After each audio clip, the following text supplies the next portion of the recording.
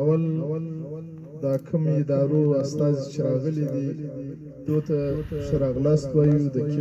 نجونو ځوانانو د ټولو په اجازه باندې هلته په 14 نمبر سکول کې د سوسایټي د خوا څخه هم دا پروګرام شروع نو د هغه پروګرام څخه بیا موږ دا یو رالو دلته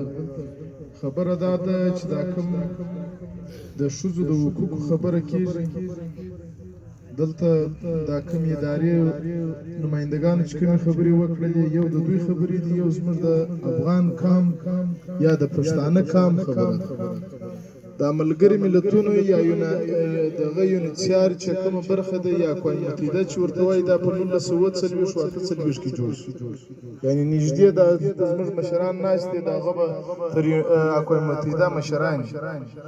یعنی چې دا هغه نه وه د پښتنو یا افغانانو یا د نړۍ قومو خپلو ښځو ته حقوق ورکړی وو یا نه ورکړی دا یوه خبره په ډاډ کوم دا خاص کر د ځوانانو دپاره کوم او د دې مشرانو دپاره کوم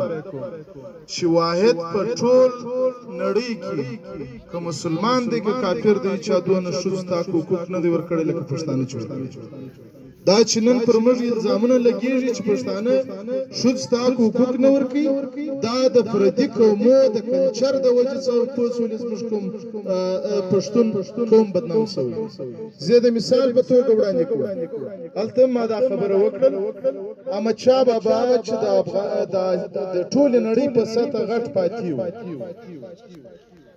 واحد چې د ده کوم فتوحات کوله د خپل مور زرغونیانو په لارښوونه په پښتو کې په دنیا کې یو مثال دی وای د یو بریالي سړي و شاته یو بریالي ښځه وي هغه رښتیا وایي د احمدشاه بابا ټول د جنګ مشورې چې وی یا لارښوونه هغه د زرغونیانو راځو د پښتو د ثقافت یا د یو ژبې د کلچر د شعر شاعري په وجه باندې د میرویس نیکه مور نازوانه واحده شاعره پوه شولې په دغه زموږ شاوخوا کوم پړوسي قومونه دي که بلوچ دی که سندی دی که پنجابی دی که تاجک دی که ازبک دی که هر قوم دی که ایرانیان دي دوی دې موږ ته د زرغونیانو په حیث باندې یو ښځه یو مثال وړاندې راځو د اسلام په لیول باندې او د غیرت په لیول باندې د شامت په لیول باندې ملاله میوندواله مجاهدینو شکست وکړي د انګریزانو څخه هغه شکست بیرته چې بچاو کوي هغه ملاله میوندواله او چاټکا اول که په میوند کې شهید نه شوې د ژول علی بننګي دي ساتي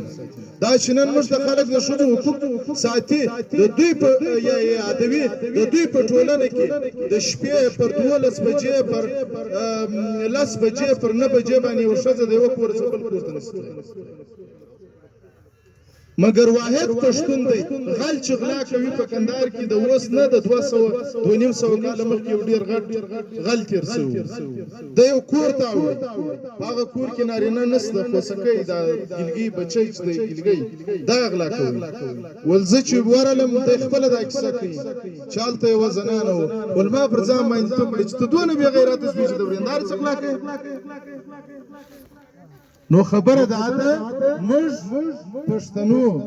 افغانانو خپل ښځو ته ټولو ته حقوق ورکړي اوس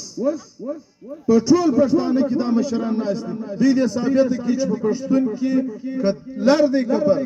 که په پاکستان کې دی که په افغانستان کې دی چې خدای نخواسته چا د چا خور وړي چا د چا مور وړي مګر هغه چې ځان ته مترقي قومونه وایي هغو ښځې اغوا کوي دا د افغان لفظ دا زموږ د پښتنو کلچر نه دی دا زموږ د افغانانو کلچر نه دی دا چې دوی وایي اقوام متحده ډېر نږدې پیدا شوی ما مخکې وویل چې زموږ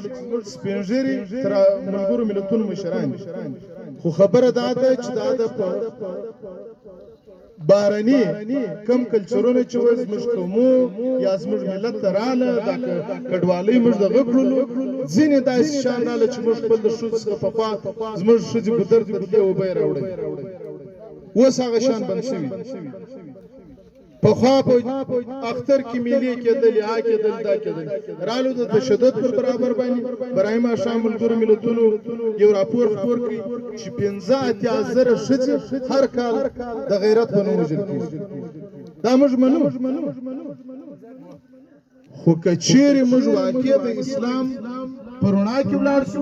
او په پښتونولۍ کې زه د کوم چې موږ پښتانه ناست یو موږ افغانان ناست یو که په دې کې موږ په رڼا کې ولاړ شو انشاءالله دا مشکل به نه کېږي نو زما یوه هیله او غوښتنه د یونیسیار د چارواکو او د دوی کوم د لوکل ادارې چې دي د دوی څخه دا ده چې تاسې د تشدد دپاره کار کوئ تاسې باید ډېر فوکس د ښځو پر تعلیم باندې د ښځو پر مجبوریتوب باندې ولګوئ چې تر څو ښځې د دا مشکلاتو څخه خلاص شي خبرې خو ډېرې دي او یو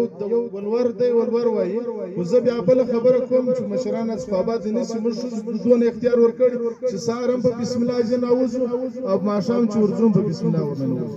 مننه